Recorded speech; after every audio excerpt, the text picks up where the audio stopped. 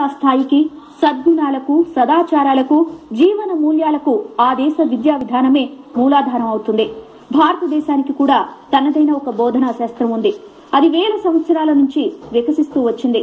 మన విద్యా కేంద్రాల ప్రఖ్యాతి ఒకనాడు విశ్వమంతా వ్యాపించింది. మన ఈ విద్యా బోధన పరంపర ఈ జగతిలోనే శ్రేష్టమైందని పేరు పొందింది.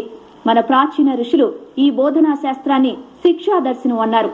అయితే మన బోధనా రంగం ఇప్పుడు అవ్యవస్థకు లోనైంది. వ్యక్తిగత స్థాయి నుంచి జాతీయ స్థాయి వరకు ఎక్కడా మంచి ఫలితాలు రావడం లేదు. మన ఆలోచన విధానమే పెడదారి పట్టింది. భారతీయ విద్యా వ్యవస్థకు ఏమయ్యింది? విద్యా భారతీయ దృష్టి ఇది ఇవాల్టి ఇదే హైందవం.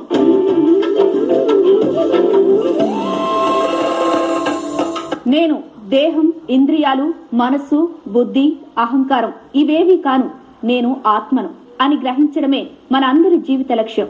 ఈ దృష్టితో వ్యవహరించడమే భారతీయ జీవన పద్ధతి. దీనినే మన మహర్షులు, ఋషులు మోక్షం అన్నారు. ఈ మోక్ష సాధన కోసం మనం విద్యను లక్ష్యంగా చేసుకున్నాం. సా విద్యాయ విముక్తయే అని మన పెద్దలు ఒక్క వాక్యంలో విద్యా లక్ష్యాన్ని స్పష్టంగా చెప్పారు.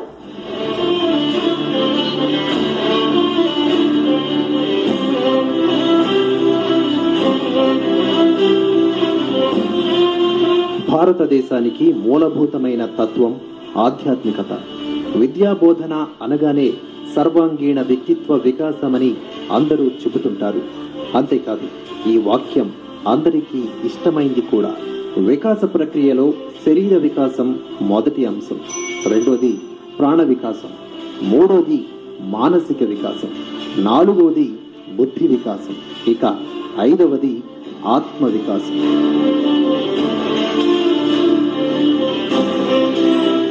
అపర రెండు విద్యలున్నాయి. అపర విద్య అంటే మనకి చేతిలో కొన్ని స్కిల్స్ అంటూ ఉంటామే, నైపుణ్యాన్ని వాటి నిర్మాణం చేసి పెట్టేటువంటిది. ఆ విశేషమైనటువంటి విషయాల గురించి సరైన అవగాహన కల్పించేటువంటి విధంగా ఉన్నటువంటి విద్య అన్నమాట.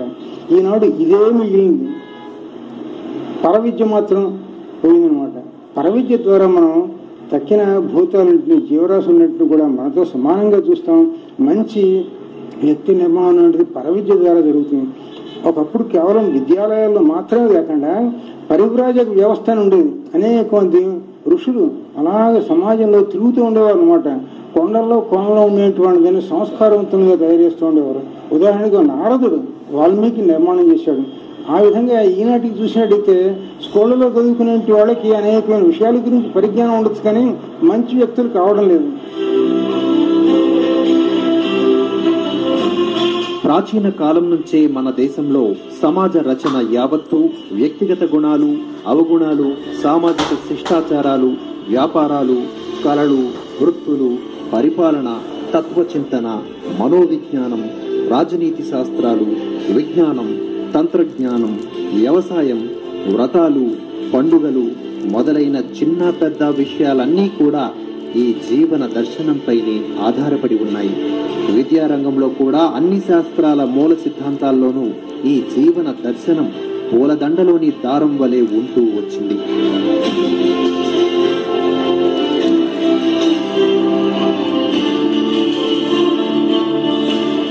జీవన దర్శనం, జీవన శాస్త్రం, జీవన వ్యవహారం, జీవన వికాసం, విద్యా బోధన, వీటి మధ్య సామరస్యం ఉన్న కారణంగా భారతదేశం చిరంజీవి అయింది. బ్రిటిష్ వాళ్ళు తమ బోధనా మాధ్యమం ద్వారా మన దేశానికి తీరని నష్టం కలిగించారు. వాళ్ళు మొఘలులాగా విద్యాలయాలను ధ్వంసం చేయలేదు, విద్వాంసులను వధించలేదు, గ్రంథాలయాలను తగులబెట్టలేదు. పైగా విశ్వవిద్యాలయాలను స్థాపించారు, గ్రంథాలను రచింపచేశారు, విస్తృతమైన బోధనా వ్యూహాలను తయారు చేశారు.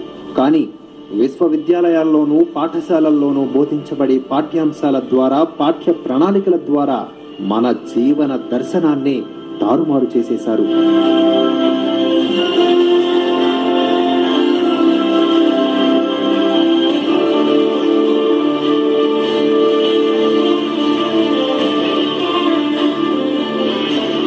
ఏ విషయాన్నైనా మూలంలోకి వెళ్లి కొద్ది మార్పులు చేసేస్తే దాని సమగ్ర స్వరూపమే మారిపోతుంది. భారత్ విషయంలో కూడా ఇదే జరిగింది. బ్రిటిష్ వారు, వారి తర్వాత మెకాలే, మార్క్స్ వాదులు ఇదే చేశారు, ఇంకా కూడా చేస్తూనే ఉన్నారు. అటు ఐరోపా విధానం, ఇటు భారతీయ ప్రాచీన విధానం రెండూ కలగాపులగమైపోతున్నాయి. ఫలితంగా దేశంలో అస్తవ్యస్త పరిస్థితులు నెలకొంటున్నాయి. కాబట్టే భారతీయ జీవన దర్శనం ఆధారంగా విద్యా వ్యవస్థల్లో మార్పులు తీసుకురావాలి.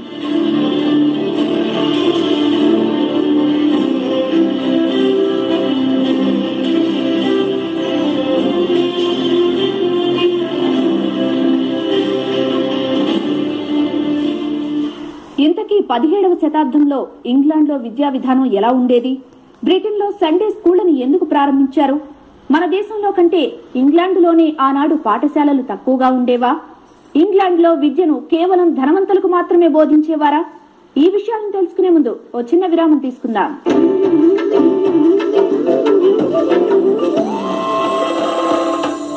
భారతీయ సనాతన విద్యా విధానంపై బ్రిటిష్ వారు ఎన్నో కుట్రలు చేశారు, కథల ప్రచారం చేశారు. ఆ అసత్య కథనాలకు తప్పుడు ప్రమాణాలు జోడించారు. అదే పనిగా రాతలు రాశారు, అబద్దాలనే నిజాలుగా నమ్మించారు. స్వాతంత్ర్యం సిద్ధించి 60 ఏళ్లు గడుస్తున్నా ఇంకా కూడా ఈ తప్పుడు కథనాలనే మనం నిజమని నమ్ముతున్నాం. ఇంతకీ అసలు నిజం ఏమిటి?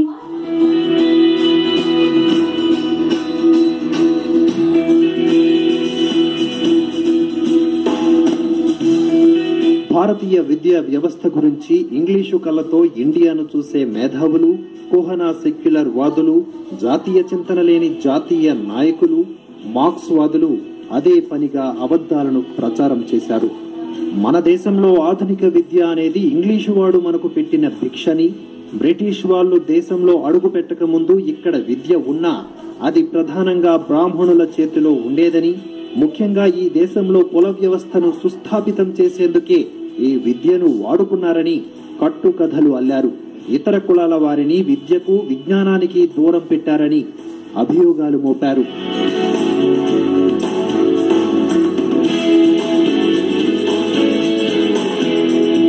బ్రిటిష్ వాడు వచ్చిన తర్వాత బ్రిటిష్ వాడిని నమూనాగా 200 సంవత్సరాల ముందర లేదు. చేత ఈ హైందవం మన యొక్క విద్యా విధానం, ఈ విద్యా విధానాన్ని తక్కిన దేశాలకన్నిటికీ వెళ్ళేటి చేశాం. గ్రీకులు ముందరికి వెళ్ళడానికి కారణం భారతీయ విద్య. అలాగే అరబిక్ అంకెలంటూ 1, 2, 3, 4, 5, 6, 7, 8, 10 ఇవన్నీ కూడా ఇక్కడి నుంచి మొదట అరేబియా దేశానికి వెళ్ళేది, తర్వాత యూరోప్కి వెళ్ళేది. మీకు చెప్పాలంటే 10⁻³ అంటే 10,000 దాటి రోములు కానీ గ్రీకులు కానీ అంకెలు వేయగలిగేవారు కాదు. 1కి 1 గీత, 2కి 2 గీతలు, 3కి 3 గీతలు, ఇలాగ ఎక్స్ వి అలాంటివి. మనం ఏమిటి 1, 10, 100, 1000, 10,000, 1,00,000, 10,00,000 కోటి, అద్భుతం, శంఖం, మహాశంఖం, పద్మం, మహాపద్మం, ఇంకా ఎంతవరకు వెళ్ళి భూరి, మహాభూరి, అచింత్యం, అమేయం, సాగరం, ఈ విధంగా పెట్టుకుని లక్షలు కూడా మనం వేయగలిగేవాళ్ళం.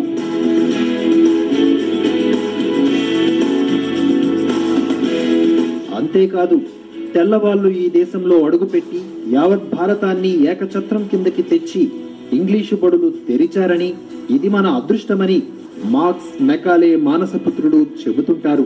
మనకు ఇంగ్లీషు నేర్పించి మన జాతిని ఉద్ధరించారని అంటుంటారు. ఇంకా కొంతమంది అయితే మన దేశంలో తమ ఆధిపత్యాన్ని నిలుపుకునేందుకు బ్రిటిష్ వారు ఎన్ని పాపిష్టి పనులు చేసినా, స్వరాజ్యం కావాలన్నా వారిపై దమన నీతికి పాల్పడ్డా కూడా ఆంగ్లేయుల పాలనతో దేశానికి కొంత మేలు జరిగిందని అంటుంటారు. తమ పరిపాలన నడపటానికి కావలసిన గుమస్తాలను తయారు చేసుకోవాలన్న స్వార్థంతోనన్నా మన జనసామాన్యానికి ఆధునిక విద్యాబుద్ధులు నేర్పించారని, తద్వారా ఆంగ్ల భాషతో, ఆంగ్ల సారస్వతంతో పరిచయం ఏర్పడిందని, అభ్యుదయ భావాలను అలవర్చుకున్నాక విద్య ఎలా ఉండాలో, దాని పరమార్థమేమిటో మనకు తెలిసిందని, విద్య అన్ని వర్గాలకు అందుబాటులోకి వచ్చిందని ఈ మేధావి గణం లెక్చర్లు దంచేస్తారు. ప్రాథమిక పాఠశాల నుంచి పీజీ వరకు ఈ అసత్యాలనే మనకు బోధిస్తున్నారు. ఇంచుమించుగా సగటు విద్యార్థులు, ఉపాధ్యాయులు సైతం మన భారతీయ విద్యా విధానం గురించి ఇవాళ ఇలాగే ఆలోచిస్తున్నారు. అయితే ఆ భావన తప్పని, మన ప్రాచీన విద్యా విధానాన్ని చూసే ఇంగ్లీషు వాళ్ళు తమ దేశంలో విద్యా విధానాన్ని రూపొందించుకున్నారన్న పచ్చి నిజాన్ని చెబితే మన నేతలు, మేధావి వర్గాలు ఏ మాత్రం నమ్మరు.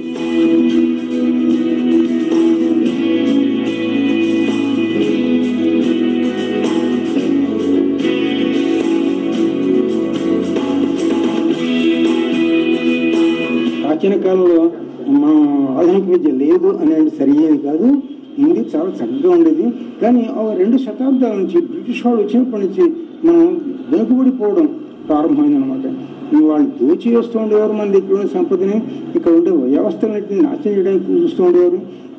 మన స్కూళ్ళలో ఏమిటో చెప్పబడుతుందో అది వాళ్ళకి అందకుండా ఉండడం కోసమని ఆంగ్ల విద్యను పెట్టి వాళ్ళ స్కూల్లో చదివిన వాళ్ళకి వాళ్ళు ఏం చేస్తూ ఉండేవారు, ఉద్యోగాలు ఇస్తూ ఉండేవారు అనమాట. అంచేత అటు ఎగబడ్డం ప్రారంభమైంది.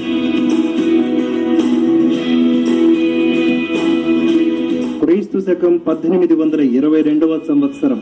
అప్పటికింకా 1857 ప్రథమ స్వాతంత్ర సంగ్రామం, అదే మన వామపక్ష మేధావులు పేర్కొనే సిపాయిల తిరుగుబాటు ఇంకా జరగలేదు. పెత్తనమంతా ఇంకా ఈస్ట్ ఇండియా కంపెనీ చేతుల్లోనే ఉంది. నైజాం మినహా ఆంధ్ర ప్రాంతమంతా మద్రాసు ప్రెసిడెన్సీలో భాగంగా ఉండేది. దీనికి సర్వాధికారి గవర్నర్. ఆ పదవిలో సర్ థామస్ మన్రో ఉన్నారు. మనది పాములు పట్టి ఆడించే దేశమని, ఈ దేశ ప్రజలు అజ్ఞానులని అప్పటికే ఈస్ట్ ఇండియా కంపెనీ ఇంగ్లండులో ప్రచారం చేసింది. తమ ప్రచారానికి అనుగుణంగా మన విద్యా విధానంపై సమగ్ర సర్వే చేయాలని ఈస్ట్ ఇండియా కంపెనీ అధికారులకు ఆయన జూన్ 25న ఆదేశాలు జారీ చేశారు.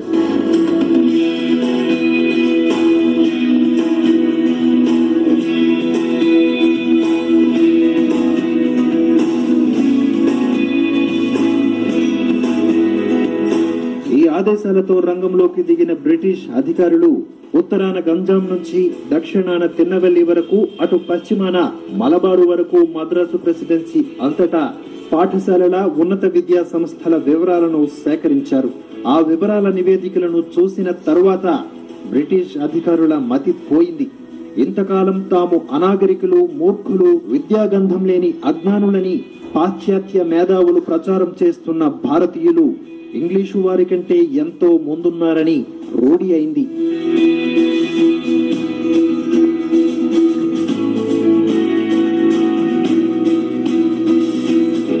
విద్యా వ్యవస్థ సమూలంగా మనం మార్పు చేయవలసిన అవసరం ఉంది. మన వారసత్వం అంటే ఏమిటి, దానిలో కొన్ని విషయాలు వస్తాయి. మన గర్వదాయకమైన చరిత్ర, మనం మన యొక్క విదేశీయులతో పోరాటంలో కూడా ఎక్కడెక్కడికి గెలిచామో ఆ విషయాన్ని మనం రాయడం లేదు చరిత్రలో. అలాగనే మనకి కళలు, శాస్త్రాలు, వీటన్నిటిలో కూడా ఎవరెవరైతే మేధావులు ఉన్నారో వాళ్ళ గురించి మనం చెప్పాలి. రామాన్య గురించి చెప్పాలి, జగదీష్ చంద్రబోస్ గురించి చెప్పాలి, భాస్కరాచార్య గురించి చెప్పాలి, జీరో ప్రపంచానికి ఇచ్చిన వాళ్ళకి చెప్పాలి.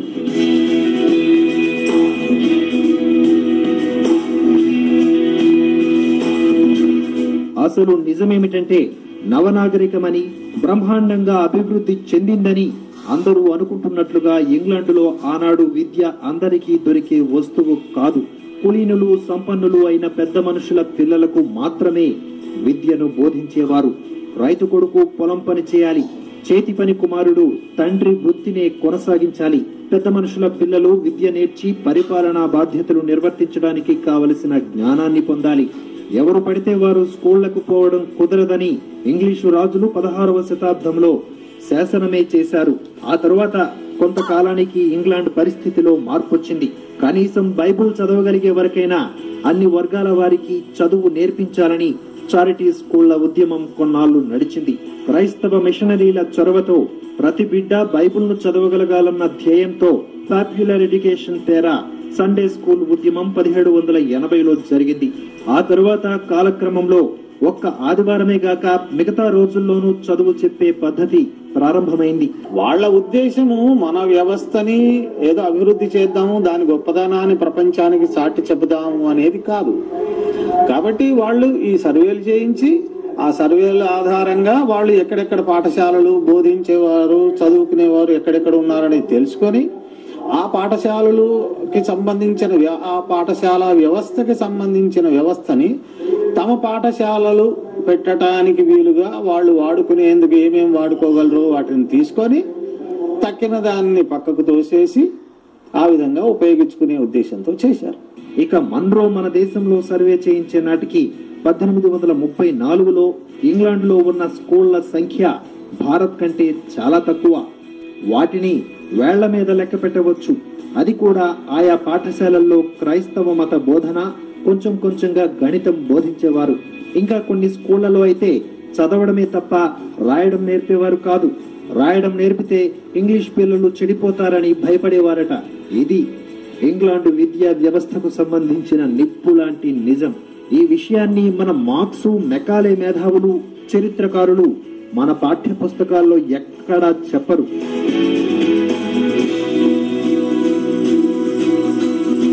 గత 30-40 సంవత్సరాల నుంచి కమ్యూనిస్టులు ముఖ్యంగా, అలాగనే సెక్యులరిస్ట్ అని చెప్పుకోబడేవారు, వీరందరూ కూడి మన చరిత్రనంతటి కూడా అసలు గర్వదాయకమైన చరిత్ర అందకుండా చేయడం, వక్రీకరించి చరిత్రలో పెడుతూ ఉంది. అటల్ బిహారీ వాజ్పేయి వచ్చినప్పుడు జేఎస్ రాజ్పుత్ గారు ఎన్సీఆర్టీ డైరెక్టర్గా పనిచేశారు. దేశం అంతట్లో కూడా వారు కూడా national curriculum framework for school education తయారు చేసి ఇచ్చారు. దాని మీద తద్యాహర్జన చేసి సమాజం అంతా ఈ మార్పు రావాలి, మార్పు రావాలి, మార్పు రావాలి చెప్పాం. చాలా మటుకు అమలు చేయబడ్డాయి కూడా. కానీ 2004లో భారతీయ జనతా పార్టీ ఓడిపోయి మళ్ళీ కాంగ్రెస్ రావడంతో అర్జున్ సింగ్, మీ education minister, HRD minister, whatever is done by earlier government I will undo అన్నాడు. అన్నీ తీసి పారేశాడు.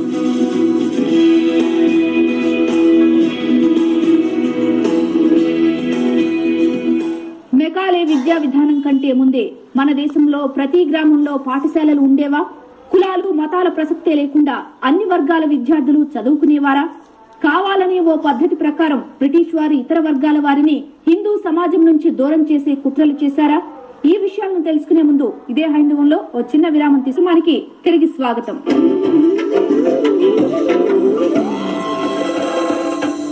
క్రీస్తు శకం 1822-26 మధ్య కాలంలో బ్రిటిష్ వారు మన దేశంలో చేసిన సర్వేలు, వాటికి సంబంధించిన రికార్డుల ప్రకారం మన దేశంలో ప్రతి గ్రామంలో పాఠశాల ఉంది.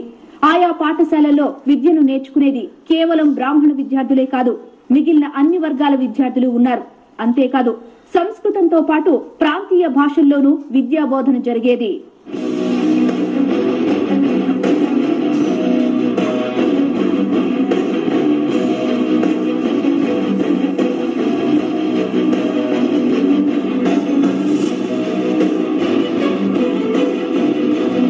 పంతొమ్మిదవ శతాబ్దంలో మన దేశంలోని దేశీయ పాఠశాలల్లో చదువుకునే విద్యార్థుల కులాలను పరిశీలిస్తే అనేక ఆసక్తికరమైన విషయాలు బయటపడతాయి. నేడు ప్రచారంలో ఉన్న చదువులు, అగ్రకులాల గుత్తాధిపత్యం మొదలైన అనేక సిద్ధాంతాలకు వ్యతిరేకమైన ఆధారాలు 1822లో బ్రిటిష్ వారు జరిపిన సర్వే రికార్డుల్లో కనిపిస్తాయి. మన దేశీయ విద్యా విధానంలో నిమ్న కులాలకు విద్య పూర్తిగా అందుబాటులో ఉండేది. అగ్రకులాల విద్యార్థుల కంటే నిమ్న కులాల విద్యార్థులే ఎక్కువ. ఉపాధ్యాయులు కూడా అన్ని కులాలకు చెందిన వారు ఉండేవారు. పైగా మన విద్యా విధానం బ్రిటిష్ విద్యా విధానం మాదిరిగా ఖర్చుతో కూడుకున్నది కూడా కాదు. ఆనాడు మన దేశంలోని విద్యాలయాల ఖర్చును, విద్యార్థుల పోషణను సమాజంలోని అన్ని వర్గాల ప్రజలే స్వచ్ఛందంగా భరించేవారు.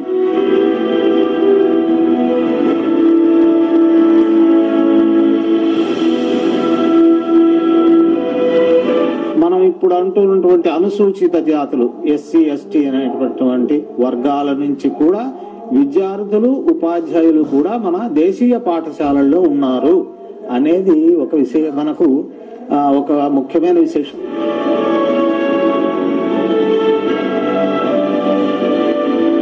అంతేకాదు, కులాల పేరుతో ప్రత్యేక పాఠశాలలు లేవు. బ్రాహ్మణులు, ఇతర వర్గాల ప్రజలు అందరూ ఒకే పాఠశాలల్లో చదివేవారు. అయితే ఆధ్యాత్మికతకు సంబంధించి కొన్ని శాస్త్రాలను మాత్రం తమ కుల ఆచారంలో భాగంగా బ్రాహ్మణులు ఎక్కువగా నేర్చుకునేవారు. ఈ శాస్త్రాలలో మిగిలిన వర్గాల విద్యార్థుల సంఖ్య కాసింత తక్కువగానే ఉండేది. మిగిలిన వృత్తి విద్యలకు సంబంధించిన శాస్త్రాలలో బ్రాహ్మణ విద్యార్థుల కంటే ఇతర కులాల విద్యార్థులే ఎక్కువగా ఉండేవారు. ఈ విషయాలన్నింటినీ దాచి మన దేశంలో బ్రాహ్మణులదే విద్యపైన గుత్తాధిపత్యమని ప్రచారం చేశారు. బ్రాహ్మణులపై ద్వేషం కలిగేలా ఇతర కులాల వారిలో విష బీజాలు నాటారు.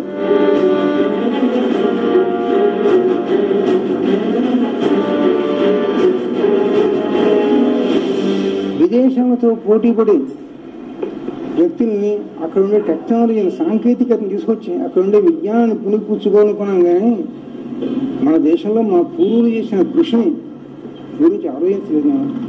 వైజ్ఞానిక సాంకేతిక రంగాల్లో ముందరికి వెళ్ళాలి, ప్రపంచ దేశాలతో పోటీ పడాలి అని అనుకుంటూ మనం ప్రయత్నం చేయడం వల్ల ఈ మంచి వ్యక్తిని నిర్మాణం చేయడం అనేది పక్కకి వెళ్ళడం జరిగింది అనమాట. బ్రిటిష్ వారు రాకముందు మన దేశీయ విద్యా విధానంలో ప్రాంతీయ భాషకు ప్రాముఖ్యం ఉండేది. ఆయా ప్రాంతాల్లో మాతృభాషలోనే విద్యా బోధన జరిగేది. ఇంగ్లీషు భాష రాకతో మన దేశంలో ప్రాంతీయ భాషలు మూలన పడ్డాయి. కానీ మన దేశంలో క్రైస్తవ మిషనరీలు వివిధ ప్రాంతీయ భాషల్లో ప్రచురించిన పదకోశాలు, వ్యాకరణం మొదలైన గ్రంథాలను చూసి వాళ్లు మన ప్రాంతీయ భాషలకు చాలా సేవ చేసేశారని కొందరు భావిస్తారు. కానీ ఈ రచనలు కేవలం మత ప్రచారానికి, తమ పాలనా సౌలభ్యం కోసం మాత్రమే చేశారు. ఈ రచనలతో ప్రాంతీయ భాషలకు మేలు కంటే కీడే ఎక్కువగా జరిగింది. ఇప్పుడైతే మాతృభాషలో విద్య అనేది అందని ద్రాక్ష. ఇంగ్లీష్లో చదవకపోతే వెనకబడిపోతామనే ఒక భ్రమను వ్యాపింపచేసేశారు.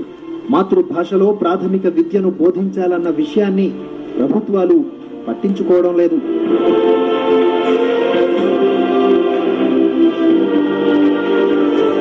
వేద జ్ఞానం వేదాల దగ్గర నుంచి ఉన్నాయి అనేకమైన విషయాలు, వాటిని అన్నింటినీ ఇవ్వాల్సిన అవసరం ఉంది. వేదాలు చదవాలంటే మనం ఏం చేయాలి? సంస్కృతం ఇవ్వాలి. సంస్కృతానికి తిరోధకాలు ఇచ్చాం. అది మృత భాష అని భీష్ముడు చెప్పారు, మృత భాష అని చెప్పి పక్కన పెడుతున్నాం మనం.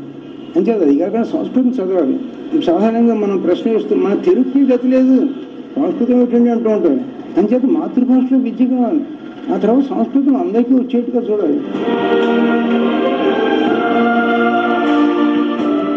జాతీయత నిర్మాణానికి విద్యా బోధన శక్తివంతమైన సాధనం. విద్యా బోధన జాతీయ జీవన దర్శనం ఆధారంగా ఉన్నప్పుడే ఇది సాధ్యమవుతుంది. మన దేశంలో విద్యా బోధన ఇంకా ఫలప్రదం కావాలంటే భారతీయ జీవన దర్శనం ఆధారంగా ఉండడం ఎంతైనా అవసరం. పాఠశాలల్లో ఆచార్యులు శిష్యులకు బోధన చేసినా, ఇంట్లో పిల్లవాడికి తల్లిదండ్రులే పాఠాలు చెప్పినా, సమాజానికి సాధు సంతులు మార్గదర్శనం చేసినా భారతీయ జీవన దర్శనమే వీటన్నిటి సారంగా ఉండేది. ఇప్పుడు కూడా అలాగే ఉండాలి. ఆ దిశగా మన ప్రభుత్వాలు పనిచేయాలి. ఇది ఇవాల్టి ఇదే హైందవం.